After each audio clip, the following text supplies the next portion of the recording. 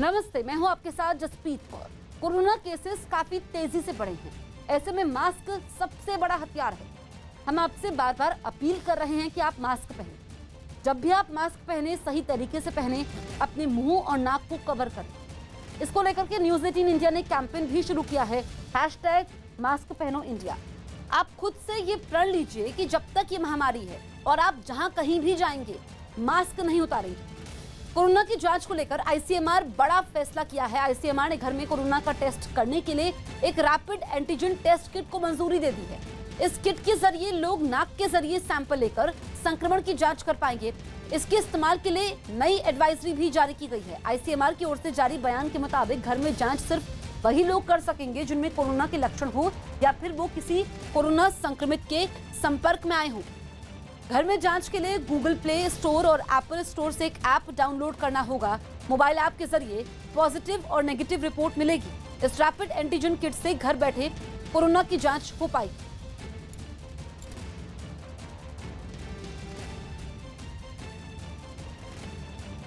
Kit के जरिए अपनी नाक से सैंपल लेना होगा। इसके लिए उस टेस्ट स्ट्रिप की फोटो लेनी होगी। ये फोटो उसी फोन से लेनी होगी जिस पर टेस्ट के लिए ऐप डाउनलोड होगा। ऐसा करने के बाद मोबाइल फोन का डेटा सीधे आईसीएमआर के टेस्टिंग पोर्टल पर स्टोर हो जाएगा। इस टेस्ट के जरिए जिनकी रिपोर्ट पॉजिटिव आएगी उन्हें संक्रमित माना जाएगा। फिर किसी दूसरे टेस्ट की जरूरत नहीं पड़ेगी। पॉजिटिव लोगों को आईसीएमआर और हेल्थ मिनिस्ट्री की गाइडलाइंस माननी होंगी।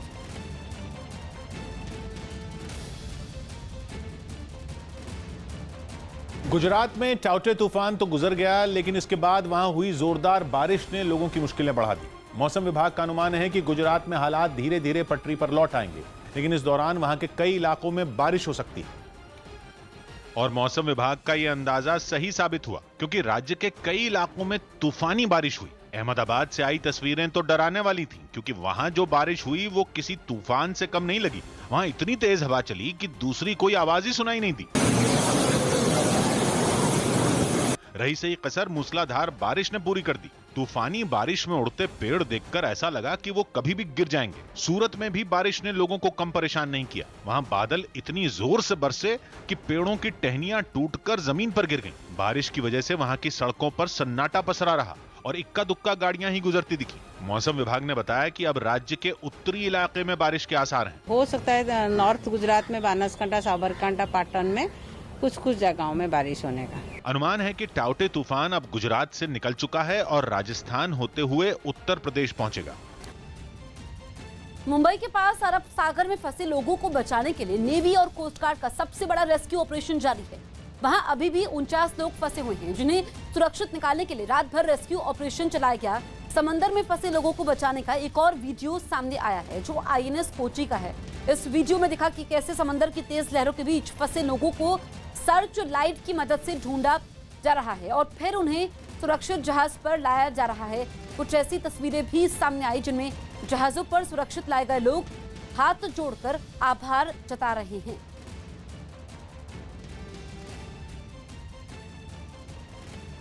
तो दो तस्वीरें आपके सामने हैं और 49 लोग जो अभी भी फंसे हुए हैं उनको बचाने के लिए रेस्क्यू ऑपरेशन जारी है। दूसरी तस्वीर में आप देखिए, जो लोग जिंदगी की जंग जीत गए, जिनको बाहर निकाला गया, वो जान बचने पर शुक्रिया कह रहे हैं और आभार व्यक्त कर रहे हैं नेवी का, इसके अलावा कोस्ट गार्ड की टीमों का, जिन्होंने इन्हें सुरक्षित निकाला।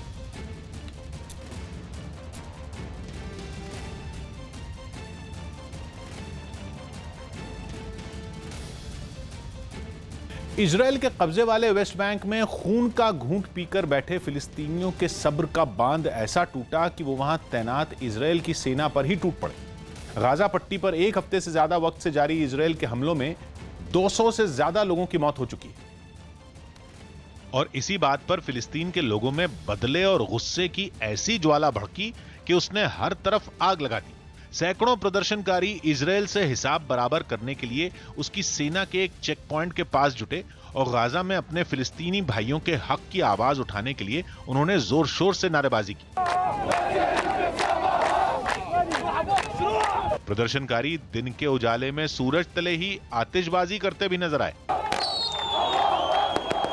इजराइल की सेना एक पहाड़ी पर तैनात थी। इसलिए प्रदर्शनकारी उससे लोहा लेने के लिए पास के एक मैदान में जम गए। लेकिन इजरायल के सैनिकों ने आंसू गैस के इतने गोले दागे कि लोग भागने पर मजबूर हो गए। हालांकि वेस्ट बैंक के कुछ इलाकों में लोगों ने इजरायल के खिलाफ शांति से भी विरोध प्रदर्शन किया और फिलिस्तीनियों को आजाद करने की मांग की। बड़े बूढ़ों के साथ छोटे छोटे बच्चे तक गाजा में इजरायल के हमलों के खिलाफ सड़क पर डटे नजर आए। लेकिन सिर्फ सड़क पर कोहराम मचाकर ही नहीं बल्कि हड़ताल करके भी फिलिस्तीन के लोगों ने अपना गुस्सा जाहिर किया। वेस्ट बैंक समेत यरूशलेम और इजरायल के दूसरे इलाकों में बसे फिलिस्तीनी समुदाय के लोगों ने अपनी दुकानों के शटर गिरा दिए, जिससे बाजारों की रौनक छिन गई और सड़कों का नजारा तो ऐसा हो गया जैसे वहां कर्फ्यू लगा हो। यूपी में पंचायत चुनाव में शिक्षकों की मौत पर सियासी घमासान छिड़ गया।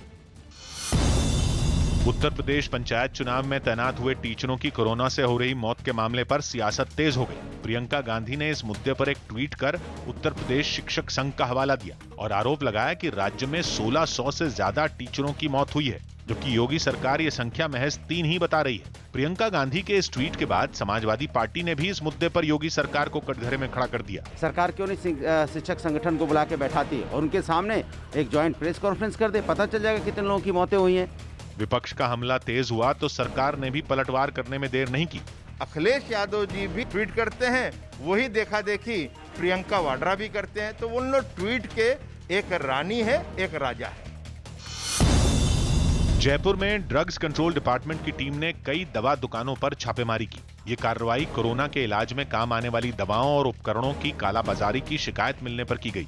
इस दौरान विभाग ने 11 दवा दुकानों के खिलाफ कार्रवाई करते हुए उनके लाइसेंस निलंबित कर दिए। दिल्ली के सीएम अरविंद केजरीवाल ने कोरोना की तीसरी लहर के खतरे पर अधिकारियों के साथ बैठक की। इस बैठक में तीसरी लहर से निपटने के लिए पहले से ही पुख्ता तैयारियां करने पर चर्चा हुई। साथ ही ऐलान किया गया कि बच्चों को कोरोना से बचाने के लिए विशेष टास्क फोर्स बनाई जाएगी। पश्चिम बंगाल के पूर्व सीएम बुद्धदेव भट्टाचार्य की कोरोना रिपोर्ट पॉजिटिव आई। इसके बाद उन्होंने खुद को घर में ही क्वारंटीन कर लिया। महाराष्ट्र के सीएम उद्धव ठाकरे शुक्रवार को कोंकण इलाके का हवाई दौरा करेंगे और टाउटे तूफान से हुए नुकसान का जायजा लेंगे। पीएम मोदी आज 10 राज्यों के 54 जिलों के जिलाधिकारियों से कोरोना के हालात पर बात करेंगे। पीएम मोदी आज पश्चिम बंगाल, उत्तर प्रदेश, छत्तीसगढ़, पुदुचेरी, राजस्थान, महाराष्ट्र, झारखंड, उड़ीसा, केरल और हरियाणा के डीएम से बात करेंगे। इस बीच इन राज्यों के मुख्यमंत्री भी मौजूद रहेंगे। ये बैठक 11 बजे शुरू होगी। जिन राज्यों के डीएम बैठक में हिस्सा लेंगे वो उन राज्यों के हैं जहां कोरोना के मामलों में भारी उछाल देखा गया है। इससे पहले पीएम मोदी ने 18 मई को 9 राज्यों के 46 जिलाधिकारियों से कोरोना के हालात पर चर्चा की थी।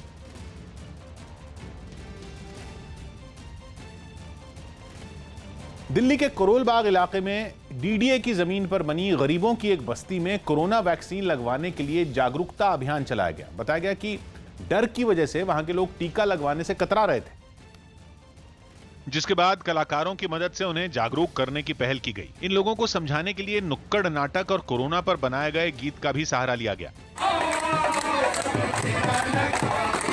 सामने आई एक तस्वीर में कुछ कलाकार गाना बजाना करते दिखाई दिए तो कुछ कलाकार तरह तरह की वेशभूषा में लोगों का मनोरंजन करते नजर आए। इतना ही नहीं, बस्ती के लोगों से कोरोना नियमों का पालन करने की अपील भी की गई। कोरोना बहुत ज्यादा है, घर पे रहे, बेवजह कोई भी घर से बाहर न जाए। दावा किया गया कि इस अभियान से लोगों में जागरूकता आई है। नुक्कड़ नाटक के बाद अब काफी लोगों में इस चीज का रुझान आया है, वैक्सीन लगवा रहे हैं। इस अनोखे अभियान को वहां की पुलिस और उस बस्ती के लोगों की मदद से चलाया गया। हालांकि इस दौरान कोरोना से बचाव के लिए बनाए गए नियमों की अनदेखी भी हुई। गुजरात के अहमदाबाद से रोंगटे खड़े कर देने वाला एक वीडियो सामने आया, जहां रिहायशी इलाके में बनी एक 5 मंजिला इमारत अचानक से ढह गई, जिसको देखकर पूरे इलाके में हड़कंप मच गया। हालांकि राहत की बात यह रही कि इस हादसे से पहले ही इमारत में रहने वाले सभी लोग बाहर निकल आए थे, लेकिन उन्हें इतना वक्त नहीं मिल पाया कि वो अपना सामान भी साथ लेकर बाहर निकल पाते। वहीं आसपास मौजूद कई लोगों ने इस घटना का वीडियो भी बनाया।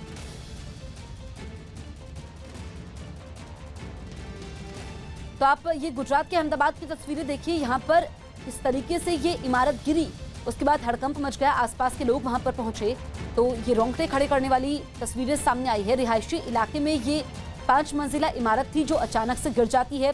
पूरे इलाके में इस घटना के बाद हड़कंप मचता है। हालांकि राहत की बात यह रही कि इस हादसे से पहले ही इमारत में रहने वाले सभी लोग बाहर निकल आए थे, लेकिन उन्हें इतना वक्त नहीं मिल पाया कि वो अपना सामान भी साथ लेकर बाहर निकल पाते और नुकसान काफी हुआ है। कैरिबियाई देश हैती की राजधानी पोर्टो प्रिंस में एक बार फिर राष्ट्रपति के इस्तीफे की मांग को लेकर जोरदार प्रदर्शन हुआ। वहां 27 जून को संविधान में बदलाव के लिए जनमत संग्रह की तैयारी है, लेकिन लोग इसे राष्ट्रपति की चाल बताते हुए सड़कों पर उतर आए और टायर इकट्ठा करके उनको आग के हवाले कर दिया। बीच सड़क पर रखे टायर तेजी से जलने लगे, जिनसे आग की लपटों के साथ काले धुएं का गुबार उठता नजर आया, जिसकी वजह से उस रास्ते पर कई घंटों के लिए आम लोगों को आने जाने में मुश्किल का सामना करना पड़ा। इस बीच भारी तादाद में प्रदर्शन में शामिल हुए लोगों में कुछ चलती गाड़ी पर प्लेकार्ड थामे खड़े नजर आए, तो कईयों ने पोस्टर, बैनर और झंडे पकड़कर नारेबाजी करते हुए पैदल मार्च निकाला। एक तरफ जहां राष्ट्रपति के खिलाफ सड़क पर हंगामा चलता रहा, तो दूसरी ओर राष्ट्रपति मोइज ने हैती में चल रहे विरोध को देश के विकास में बाधा बताया और इसको जल्द खत्म करने के इरादे से विपक्ष को इस मामले पर चर्चा के लिए बुलाया। द फैमिली मैन 2 का ट्रेलर जारी हो गया। मनोज बाजपेयी की web series the family man 2 का ट्रेलर जारी कर दिया गया। ये सीरीज 4 जून को रिलीज होगी।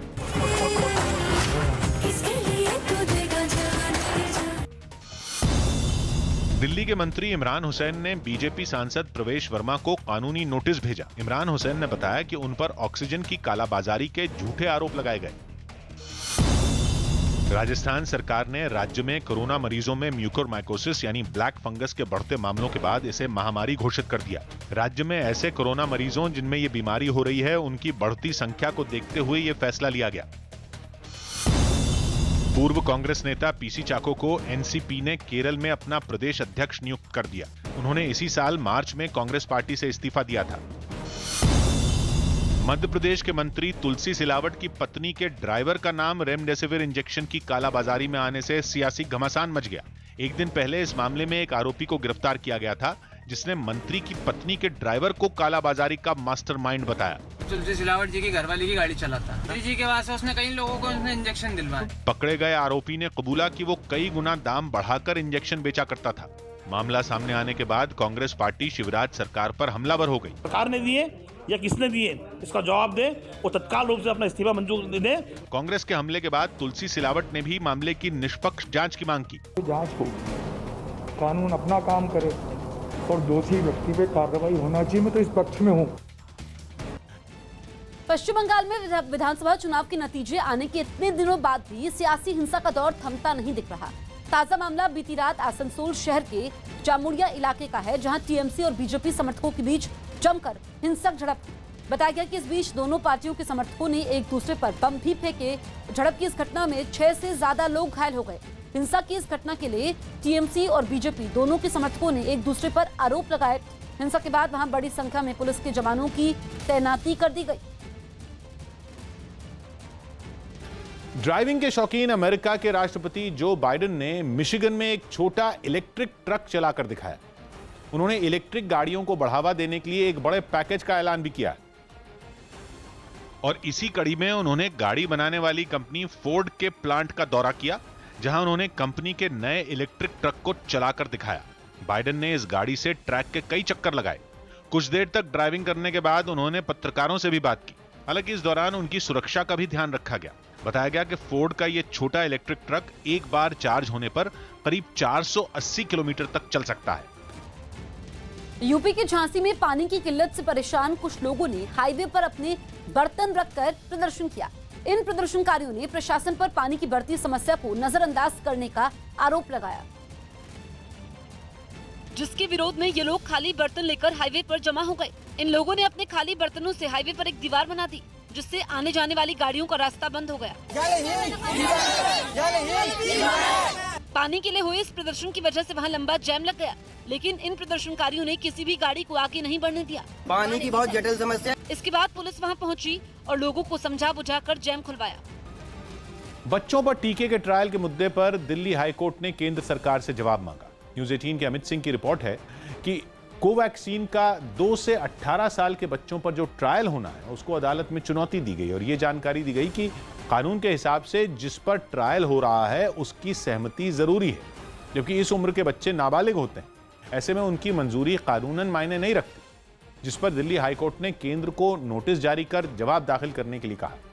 हालांकि 2 से 18 साल के बच्चों पर कोवैक्सीन के ट्रायल पर किसी तरह की रोक नहीं लगाई। बिहार के नालंदा में एक शादी समारोह में लोगों पर कोरोना नियमों को तोड़ने का आरोप लगा। आरोप है कि वहां रोक के बावजूद शादी में तेज आवाज में गाने बजाए गए और जमकर डांस हुआ। इस बीच वहां ना तो किसी ने मास्क लगाया और ना ही एक दूसरे से जरूरी दूरी का ध्यान रखा। लॉकडाउन में शादी के समय कोरोना नियमों को तोड़ने पर पुलिस ने भी सख्त रवैया अपनाया। खबर मिलने के बाद पुलिस शादी वाली जगह पर पहुंची और आयोजकों से पूछताछ की। कोरोना के खात्मे के लिए कई जगहों पर लोगों ने हनुमान चालीसा का पाठ करने के बाद हवन किया। इन लोगों का मानना है कि हवन करने से हवा में फैला वायरस खत्म हो जाएगा और हवा शुद्ध हो जाएगी। इसके लिए मध्य प्रदेश के मंदसौर में एक गांव में कुछ लोग हनुमान मंदिर पर इकट्ठा हुए। उन्होंने हवन कुंड में गाय के गोबर के उपले और दूसरी सामग्री डालकर पूरे विधि विधान से पूजा की। ओम प्रजापते नमः स्वाहा। पूजा करने के बाद उन्होंने इस हवन कुंड को सामान ढोने वाली एक छोटी गाड़ी में रख लिया। उसे पूरे गांव में घुमाया। किसी ने उसमें घी की आहुति दी तो कई लोगों ने घरों से बाहर निकलकर हाथ जोड़े। हमारे पर्यावरण को और हमको स्वयं को एक ऊर्जा देती है। कुछ इसी तरह उत्तर प्रदेश के मेरठ में एक बीजेपी नेता ने कोरोना के विनाश के लिए हनुमान चालीसा का पाठ करवाया और हवन करने के बाद हवन कुंड को एक ठेले पर रख लिया। फिर वो कुछ लोगों के साथ मिलकर पूरे इलाके में घूमे। बीजेपी नेता कुछ कुछ देर में शंख बजाते रहे और उनके साथ मौजूद लोग जयकारे लगाते रहे। हवा को शुद्ध करने के मकसद से इसी तरह ये लोग गली गली घूमे। दिल्ली और आसपास के इलाकों में रुक रुक कर दिन भर बारिश होती रही। टाउटे तूफान का असर दिल्ली और उसके आसपास के इलाकों में भी देखने को मिला। वहां लगातार हो रही बारिश से तापमान गिर गया। रिमझिम बारिश होती जा रही है और ऐसे में तेज हवाएं भी आज दिल्ली में चल रही है। दिल्ली के इंडिया गेट पर भी लगातार पानी बरसने से सड़कें गीली दिखी। मौसम विभाग ने आगे भी बारिश होने का अनुमान जताया। 2 दिन तक बारिश होती रहेगी तो टेम्परेचर में भी काफी गिरावट दर्ज की गई है। चांद की कुछ तस्वीरें सोशल मीडिया पर वायरल हो गईं, जो बताया गया कि पुणे के एक 16 साल के छात्र प्रथमेश जाजू ने खींची। इन तस्वीरों में चांद काफी साफ और खूबसूरत दिखाई दे रहा है। इतना ही नहीं, चांद की सतह पर मौजूद गड्ढों को भी आसानी से इन तस्वीरों में देखा जा सकता है। 38 to 40 आवर्स में मैंने उसे प्रोसेस किया और फिर उसके बाद वो इमेज हमें मिली। कर्नाटक के सीएम बीएस येडियुरप्पा ने कोरोना संकट के बीच 1250 करोड़ रुपए के राहत पैकेज का ऐलान किया। इसमें ऑटो और टैक्सी ड्राइवरों को 3-3 हजार रुपए दिए जाएंगे। साथ ही मजदूरों को भी 2000 से 3000 रुपए की आर्थिक मदद मिलेगी। इसके अलावा फूलों की खेती करने वालों को 10,000 रुपए प्रति हेक्टेयर के हिसाब से दिए जाएंगे। इजरायल ने कोरोना संकट से निपटने के लिए कई ऑक्सीजन कॉन्सेंट्रेटर और दवाएं दिल्ली भेजी। वैक्सीन की कमी पर केंद्रीय मंत्री नितिन गडकरी का बयान आते ही विपक्ष केंद्र सरकार पर हमलावर हो गया, क्योंकि उन्होंने वैक्सीन बनाने का काम कई कंपनियों को देने की सलाह दी। इसी बात की डिमांड ज्यादा होती है और सप्लाई कम होता है तो प्रॉब्लम क्रिएट होता है। तो ये वैक्सीन वाली कंपनी एक के बजाय 10 लोगों को लाइसेंस दे और रॉयल्टी भी ले। जिसके बाद कांग्रेस ने गडकरी के बयान के बहाने केंद्र सरकार को घेर लिया। इस पार्टी में मोदी जी और अमित शाह जी के अलावा किसी की आवाज सुनी नहीं जाती। हालांकि बाद में नितिन गडकरी ने ट्वीट कर यह साफ किया कि उन्हें यह नहीं पता था कि सरकार पहले ही वैक्सीन बनाने के लिए कई कंपनियों से संपर्क कर चुकी है। पश्चिम बंगाल में सीबीआई ने हाईकोर्ट से टीएमसी नेताओं के मामले को दूसरे राज्य में ट्रांसफर करने की अपील की। 2 दिन पहले नारदा मामले में इन टीएमसी नेताओं को गिरफ्तार किया गया था। केंद्रीय स्वास्थ्य मंत्री डॉक्टर हर्षवर्धन ने दिल्ली के सफदरजंग अस्पताल का दौरा किया और वहां कोरोना के ताजा हालात की जानकारी ली। साथ ही उन्होंने डॉक्टरों का भी हौसला बढ़ाया। भोपाल में कोरोना से ठीक हो चुके मरीजों में फंगल इन्फेक्शन के मामले काफी बढ़ रहे हैं। यही नहीं, दावा है कि वहां लोगों को इसके इलाज के लिए इंजेक्शन मिलने में काफी दिक्कत आ रही है। अमेरिका के कैलिफोर्निया में एक बस पर गोलीबारी की गई। बस पर यह हमला उस वक्त किया गया जब बस में सवार सभी लोग एक महिला के जन्मदिन का जश्न मना रहे थे। अचानक हुए इस हमले में किसी को भी संभलने का मौका नहीं मिला, जिसकी वजह से बस में सवार 2 महिलाओं की मौत हुई, जबकि 5 लोग घायल हुए। बताया गया कि बस पर गोलीबारी की इस वारदात को 2 हमलावरों ने अंजाम दिया, जिन्होंने वहां अचानक फायरिंग शुरू कर दी।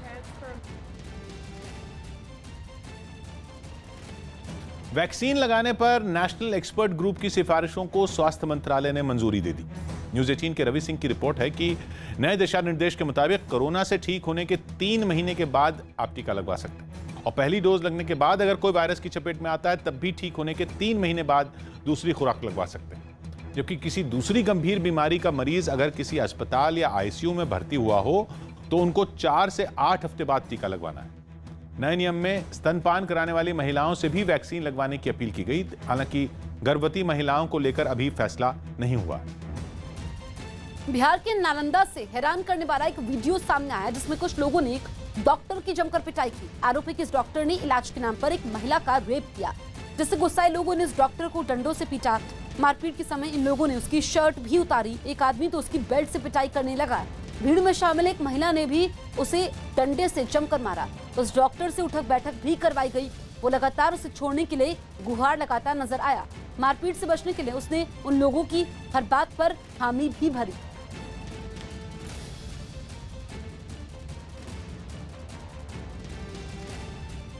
आज के बाद उत्तर प्रदेश के गांवों में कोरोना चेन तोड़ने के लिए बनाए गए राज्य सरकार के प्लान का असर दिखने लगा और वहां कोरोना मरीजों की संख्या में कमी आने का दावा किया गया। राज्य के गांवों में जब कोरोना के मामले बढ़े तो इससे निपटने के लिए बड़े कदम उठाए गए और मुख्यमंत्री और मंत्रियों समेत आला अधिकारी गांवों में पहुंचने लगे।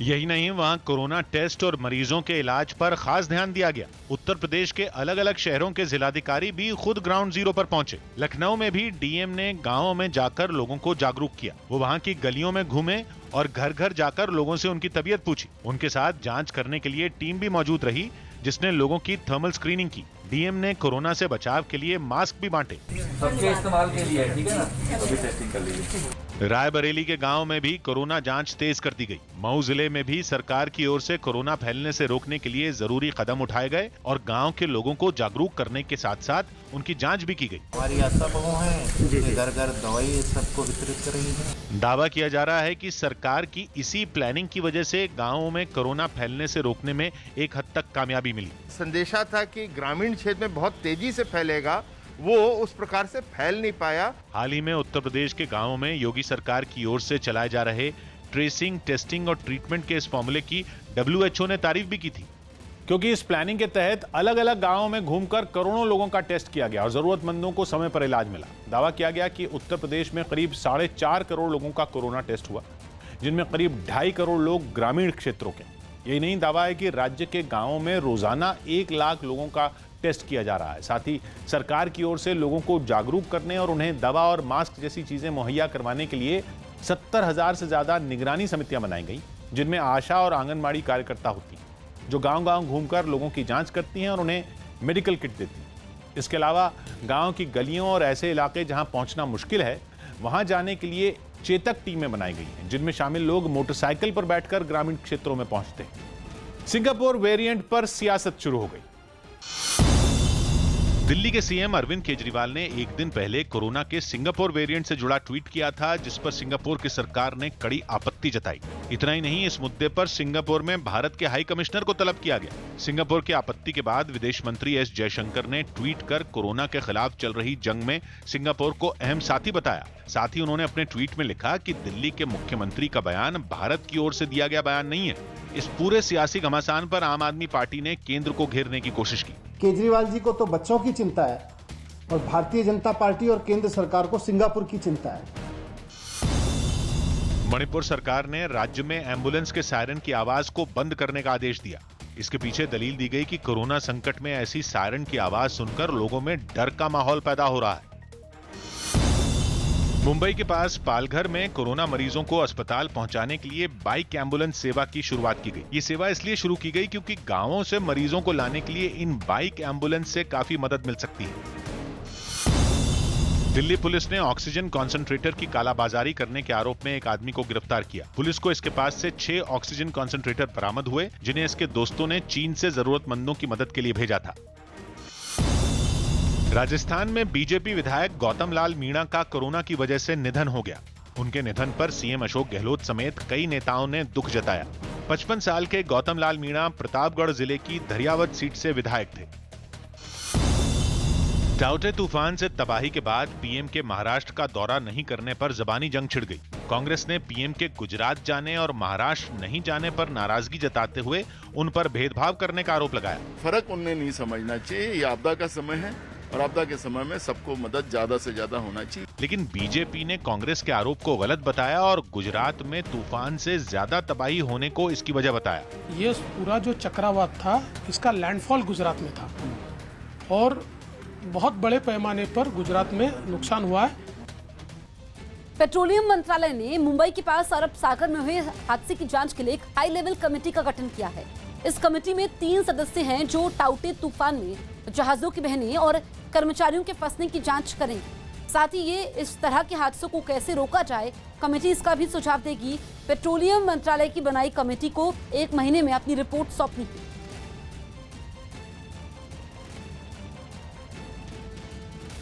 स्पेन के सेउता में हजारों की तादाद में पहुंचे शरणार्थियों ने वहां की सेना के लिए मुसीबत खड़ी कर दी। बेहतर जिंदगी और रोजी रोटी की तलाश में ये शरणार्थी समंदर के रास्ते स्पेन के शासन वाले इस इलाके में घुस आए, जिसके बाद समंदर किनारे शरणार्थियों का मेला देखने को मिला। कुछ लोग समंदर से निकलकर गुट बनाकर एक साथ खड़े नजर आए, तो कुछ बगल में बने टीले पर चढ़कर नीचे रेत पर कूदते दिखाई दिए।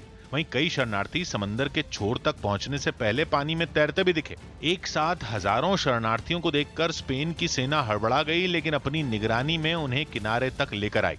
इस बीच एक शरणार्थी कुछ सुरक्षा कर्मियों से बदतमीजी करता नजर आया, जिसने जबरदस्ती अपना बैग उछालकर रेत पर फेंक दिया, जिसके बाद कई सुरक्षा कर्मी शरणार्थियों को दौड़ाते भी दिखे। वहीं अगले दिन भी बॉर्डर पर वैसी ही गहमा-गहमी का सिलसिला जारी रहा। मोरक्को की तरफ वाले हिस्से पर स्पेन में घुसने के लिए लोगों का जमघट लगा दिखा, तो स्पेन की तरफ वहां की सेना समंदर में खड़े शरणार्थियों को मोरक्को लौट जाने की हिदायत देती नजर आई। लेकिन शरणार्थियों के कानों पर जूं तक नहीं लगी। समंदर के रास्ते स्पेन में घुसने की कोशिश में कई लोग घायल भी हुए।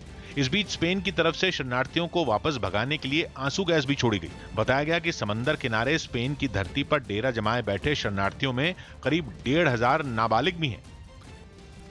मध्य प्रदेश के आगर मालवा में एक लड़के को सरेआम पीटने का वीडियो वायरल हुआ है। वायरल हुए वीडियो में 3 लोग डंडों से एक लड़के की बुरी तरह पिटाई करते हुए दिखे।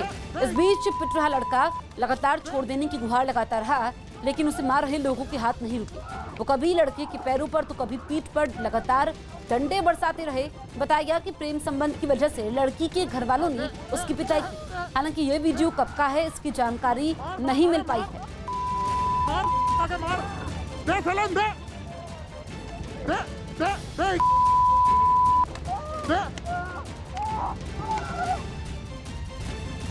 खाद की कीमतों पर सरकार ने सब्सिडी को 140% तक बढ़ाने का फैसला किया।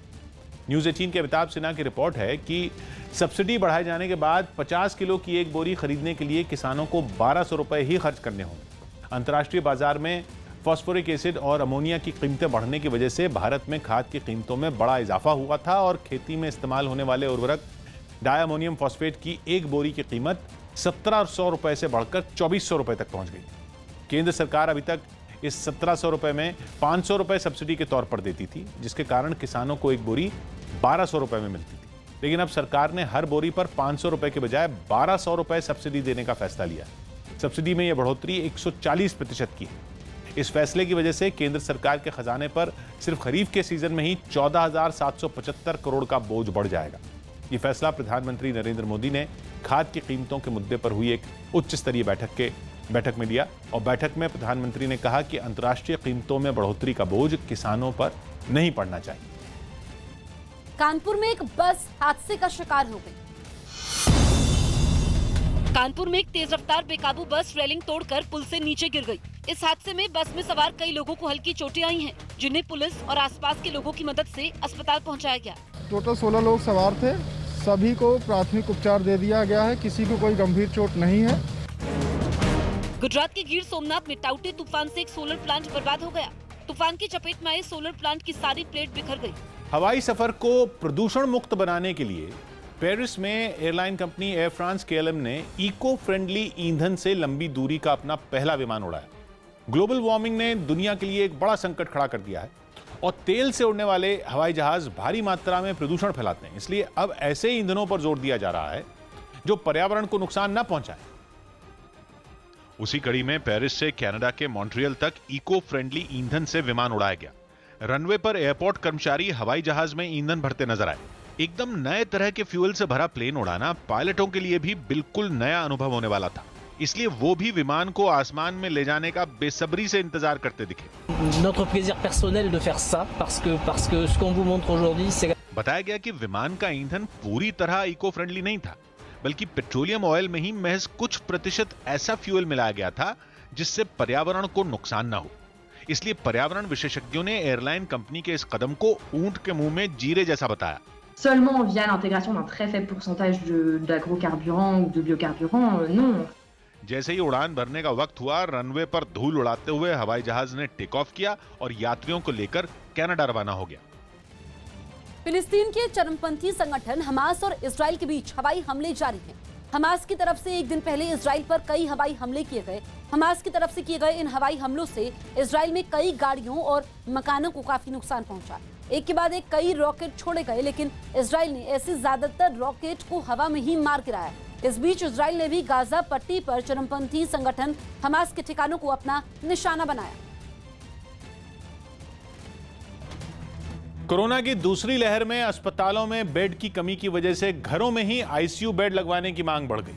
खबर है कि दिल्ली में भी कई लोग इस विकल्प का इस्तेमाल कर चुके हैं और घर पर ही आईसीयू बेड लगवाकर अपना इलाज करवा चुके हैं। कई कंपनियां भी लोगों को होम आईसीयू सेटअप का विकल्प दे रही हैं। होम आईसीयू सेटअप में कंपनी की तरफ से घर पर ही वो सारी सुविधाएं दी जाती हैं जो किसी अस्पताल के आईसीयू वार्ड में भर्ती मरीज को मिलती हैं। आपको एक आईसीयू बेड दे दिया जाएगा, वो मशीनें दे दी जाएंगी जिससे आईसीयू बेड काम करता है। साथ ही साथ एक नर्स और एक डॉक्टर जो कि वीडियो कॉल के थ्रू कंसल्ट करेंगे। बताया गया कि किसी अस्पताल में एक आईसीयू बेड का जितना खर्च आता है, उसके मुकाबले घर पर आईसीयू बेड लगवाना ज्यादा सस्ता पड़ता है। कुछ एक पेशेंट्स हैं जिनके लिए आईसीयू एट होम एक बहुत अच्छा, बहुत यूजफुल कॉन्सेप्ट है और उन्हीं पेशेंट्स के लिए इसे इम्प्लीमेंट किया जाता है। कोरोना संकट में ही कई लोग अपने घरों में आईसीयू बेड लगवाकर इलाज करवा चुके हैं और ठीक भी हो चुके हैं। उन्होंने 24 घंटे के लिए मुझे होम आईसीयू में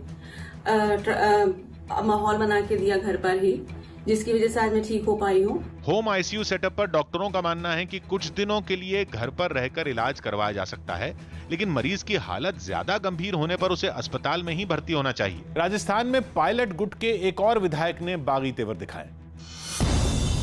राजस्थान में कांग्रेस के एक और विधायक वेद प्रकाश सोलंकी ने भी चेतावनी दी कि अगर उनके इलाके में काम नहीं होंगे तो वो भी इस्तीफा दे देंगे। वेद प्रकाश सोलंकी को भी पायलट गुट का करीबी माना जाता है। एक दिन पहले विधायक हेमाराम चौधरी ने अपने पद से इस्तीफा दे दिया था। अगर सरकार सहयोग नहीं करेगी तो विधायक क्या करेंगे? दिल्ली के पंजाबी बाग इलाके में नॉन कोविड मरीजों के लिए एक केयर सेंटर की शुरुआत की गई। इसके लिए एक इमारत की पार्किंग को अस्पताल की शक्ल दे दी गई और मरीजों के लिए सभी जरूरी सुविधाओं का इंतजाम किया गया। ये पूरा सेंटर यहाँ पर बनाया गया है, जहाँ पर हर एक बेड के साथ आप देखेंगे सिलेंडर है, कॉन्सेंट्रेटर है, यानी कि ऑक्सीजन की सुविधा यहाँ पर दी गई है। बताया गया कि वो मरीज जिन्हें कोरोना नहीं है, उन्हें इस सेंटर से काफी फायदा मिल रहा है, क्योंकि अस्पतालों और नर्सिंग होम में कोरोना मरीजों की भरमार हो गई है। जो पेशेंट कोविड नॉन कोविड हैं, जिनको अस्थमा की प्रॉब्लम है, जिनको फीवर है, तो उन लोगों के लिए रिलीफ सेंटर है। चंडीगढ़ और हैदराबाद समेत देश की 3 बड़ी लैब ने कोरोना पर चौंकाने वाला दावा किया। इन लैब ने बताया कि कोरोना मरीज के एक जगह से जाने के बाद भी वायरस हवा में करीब 2 से 3 घंटे तक मौजूद रहता है। अमित मिश्रा कोरोना से ठीक हो गए। उनकी कोरोना रिपोर्ट नेगेटिव आई। वो आईपीएल के दौरान कोरोना पॉजिटिव पाए गए थे। महाराष्ट्र के नागपुर में पुलिस ने 2 ऐसे लोगों को गिरफ्तार किया जो कोरोना मरीजों की मौत के बाद उनकी चीजें चुरा लेते थे। ये दोनों आरोपी कोरोना मरीजों के अंतिम संस्कार के काम से जुड़े थे।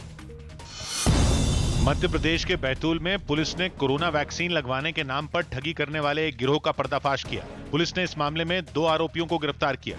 आरोप है कि ये गिरोह वैक्सीन लगवाने के लिए कोविन पोर्टल पर स्लॉट बुक करने का झांसा देकर लोगों को चूना लगाता था। एडवर्टाइज किया जाता था कि हम स्लॉट्स उपलब्ध करवाएंगे, 800 रुपए प्रति स्लॉट इनके द्वारा पैसे की मांग की जाती थी। ठगी के इस धंधे को चलाने के लिए इन लोगों ने एक व्हाट्सएप ग्रुप भी बना रखा था।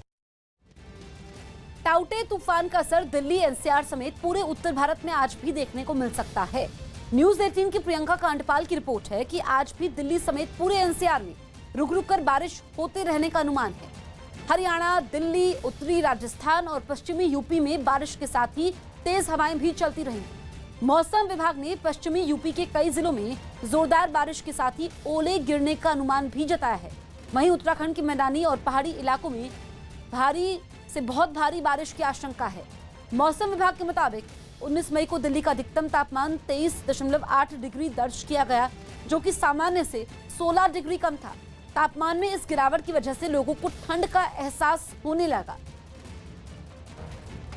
अमेरिका की स्पेस सेना के ताकत और बढ़ाने के लिए फ्लोरिडा से दुश्मन देश की मिसाइल का पता लगाने वाला एक नया उपग्रह अंतरिक्ष में लॉन्च कर दिया गया। जंग के मैदान में अमेरिकी सेना का बड़ा साथी साबित होने वाला यह उपग्रह 100 करोड़ डॉलर यानी भारतीय रुपयों में करीब 7300 करोड़ रुपए की लागत से बना है, जिसे पृथ्वी की कक्षा में पहुंचाने के लिए एटलस 5 रॉकेट लॉन्च पैड पर बिल्कुल तैयार खड़ा नजर आया। जैसे ही उल्टी गिनती पूरी हुई, रॉकेट अपने सफर पर निकल पड़ा। 2, 1 and lift off. रॉकेट ने इतनी तेज रफ्तार पकड़ी कि देखते ही देखते वो दूर आसमान में पहुंच गया। मंत्रमुग्ध कर देने वाले ऐसे नजारे को देखने के लिए समंदर किनारे लोगों का मजमा लग गया। महज कुछ ही मिनटों में सैटेलाइट अंतरिक्ष में पहुंच गया और पृथ्वी उसके नीचे नजर आने लगी। बताया गया कि इस सैटेलाइट में इंफ्रारेड सेंसर लगे हैं। जैसे ही कोई मिसाइल दुनिया के किसी भी कोने में लॉन्च होने वाली होगी, उसी वक्त सैटेलाइट उससे निकले गर्म धुएं के गुबार का पता लगा लेगा और हमला होने से पहले ही अमेरिका की सेना को चेतावनी दे देगा। दिल्ली के पास यूपी के नोएडा में बारिश के बावजूद शराब की दुकानों पर लोगों की भीड़ दिखी। बढ़ता कोरोना खतरे का डर भी इन लोगों को उनके घरों पर नहीं रोक पाया और देखते ही देखते शराब की दुकानों के बाहर लंबी कतार लग गई। बारिश की बूंदों के बीच ये लोग दुकानों के बाहर अपनी बारी का इंतजार करते दिखे। इनमें कई बारिश से बचने के लिए छाते पकड़े नजर आए, जबकि कुछ ने तो बारिश की परवाह तक नहीं की। ऐसा ही हाल इलाके की दूसरी दुकानों पर भी दिखा, जहां शराब की चाहत में लोगों ने सोशल डिस्टेंसिंग के नियमों की जमकर धज्जियां उड़ाई। अमेरिका के एरिजोना से एक चौंकाने वाला वीडियो सामने आया। वहां एक छोटे विमान को हाईवे पर ही उतार दिया गया। पायलट ने विमान का ईंधन खत्म होने के बाद उसकी इमरजेंसी लैंडिंग कराने का फैसला लिया, लेकिन आसपास कोई रनवे नहीं होने की वजह से पायलट ने इसे हाईवे पर ही उतार दिया। सामने आई तस्वीरों में ये छोटा विमान हाईवे के बीच की खाली जगह पर खड़ा नजर आया। जानकारी मिलते ही पुलिस की कई टीमें वहां पहुंची और विमान को हटाने का काम शुरू किया गया। तस्वीरों में कुछ पुलिस वाले इस विमान को क्रेन की मदद से गाड़ी में लादते दिखे। इस दौरान ट्रैफिक पर असर न पड़े, इसका भी ध्यान रखा गया। बताया गया कि विमान में सिर्फ पायलट ही मौजूद था, जिसे कोई नुकसान नहीं पहुंचा। बॉम्बे हाईकोर्ट ने वहां के नगर निगम से घर घर वैक्सीन लगाने की तैयारी पर जवाब मांगा। बॉम्बे हाईकोर्ट ने मुंबई के नगर निगम बीएमसी को घर घर जाकर वैक्सीन लगाने का सुझाव दिया। अदालत ने कहा कि अगर बीएमसी चाहे तो कोर्ट उसे घर घर जाकर वैक्सीन लगाने की इजाजत दे सकती है, लेकिन इसके लिए उसको बताना होगा कि उसकी तैयारी क्या है। दिल्ली के मालवीय नगर में 36 बिस्तरों वाले कोविड केयर सेंटर की शुरुआत की गई। इस सेंटर को पुलिस ट्रेनिंग स्कूल के कैंपस में बनाया गया है। यही नहीं, वहां मनोरंजन और योग करने की भी सुविधा होगी। इस कोविड केयर सेंटर में पुलिस जवानों और उनके परिवारों का इलाज होगा। कोरोना संकट के बीच राजस्थान सरकार ने 21 जून तक पूरे राज्य में धारा 144 बढ़ाने का फैसला लिया। मुक्केबाज मनीष कौशिक और Satish Kumar Asian boxing championship में हिस्सा नहीं ले पाएंगे, क्योंकि वो अभी कोरोना से पूरी तरह से नहीं उबरे हैं। एशियन बॉक्सिंग चैंपियनशिप 24 मई से दुबई में होगी। गुजरात के कई इलाकों में टाउटे तूफान की वजह से आम की फसल बर्बाद हो गई, जिसकी एक तस्वीर गिर सोमनाथ से आई।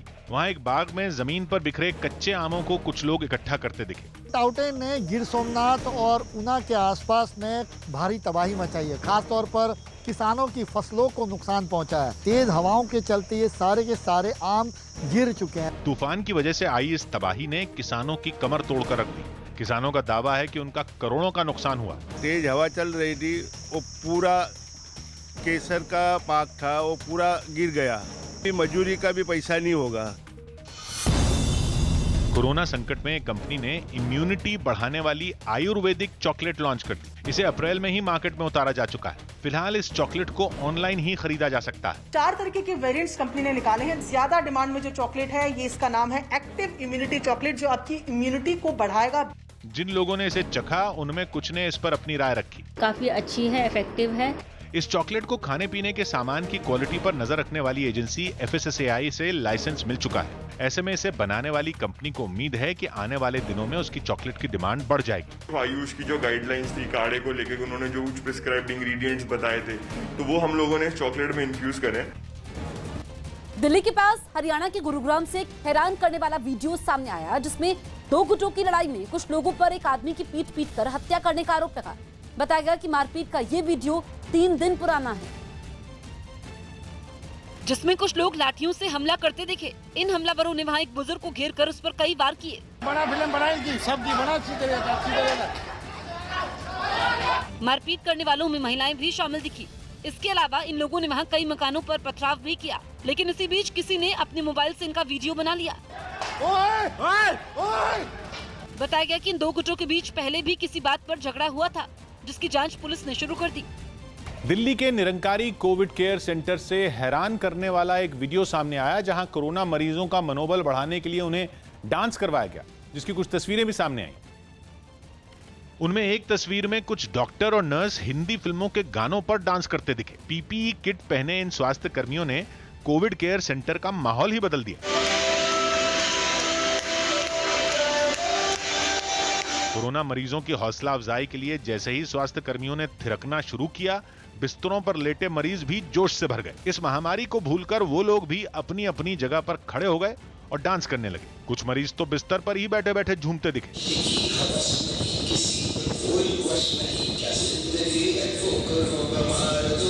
स्वास्थ्य कर्मियों की ये कोशिश रही कि मनोरंजन के इस तरीके से कोरोना मरीज अच्छा महसूस करें। मध्य प्रदेश में पुलिस ने शंख बजाकर लोगों को जागरूक किया। मध्य प्रदेश के नरसिंहपुर जिले में पुलिस ने शंख बजाकर लोगों को कोरोना खतरे से जागरूक किया। पुलिस वालों ने चौराहों पर शंख बजाया और लोगों को कोरोना संकट से बचने के लिए अपने घरों में रहकर योग, प्राणायाम और कसरत करने का सुझाव दिया। शंख बजाने से उनके लंग्स को शक्ति मिलती है, ताकि कोविड-19 से लड़ने में उनके शरीर को और भी सक्षम बनाया जा सके। ईडी ने नवनीत कालरा के खिलाफ मनी लॉन्ड्रिंग का केस दर्ज किया। नवनीत कालरा पर दिल्ली में ऑक्सीजन कॉन्सेंट्रेटर की कालाबाजारी का आरोप है। कोरोना की तीसरी लहर की आशंका को देखते हुए यूपी सरकार तैयारी में जुट गई है। न्यूज 18 के अजीत सिंह की रिपोर्ट है कि इससे निपटने के लिए संसाधनों के साथ एक्सपर्ट का पैनल भी तैयार किया जा रहा है। खासकर गोरखपुर समेत पूर्वांचल के कई इलाकों में एन्सेफेलाइटिस यानी बच्चों में होने वाले दिमागी बीमार का इलाज करने वाले डॉक्टरों की मदद लेने के लिए कहा गया है। और यही डॉक्टर यूपी के दूसरे बड़े अस्पतालों के डॉक्टरों को बच्चों के इलाज की ट्रेनिंग देंगे, जिसके लिए उनको गोरखपुर भेजा जाएगा। ये पूरी तैयारी मुख्यमंत्री योगी आदित्यनाथ के निर्देश पर स्वास्थ्य विभाग कर रहा है, क्योंकि ऐसी आशंका है कि तीसरी लहर बच्चों के लिए घातक हो सकती है। मैं हूं किशोर अजवाणी। आज की ताजा खबर जारी है।